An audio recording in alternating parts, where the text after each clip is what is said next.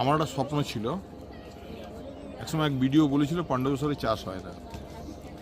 আমি এই কথাটা আমাদের কৃষকদের মিটিংয়ে বলেছিলাম। তো তখন থেকে আমার স্বপ্নটাকে সার্থক করার জন্য এখানকার সমস্ত কৃষকরা এক হয়ে পাণ্ডবেশ্বর কৃষি কোঅপারেটিভ তৈরি করেছেন, মাল্টিপারপাস কোঅপারেটিভ। সেখানে চাষ ছাড়াও মাছ চাষ সহ বিভিন্ন রকম কৃষি সংক্রান্ত এরা সব ব্যবস্থা করছেন। এরা চেষ্টা করছেন নিজেদের প্রগতিশীল কৃষক হিসেবে তুলে ধরার। তো আমি খুব গর্বিত এদের নিয়ে, এবং আজকে যেভাবে আমাকে এরা অভ্যর্থনা করেছে আমি কৃতজ্ঞ ওদের কাছে।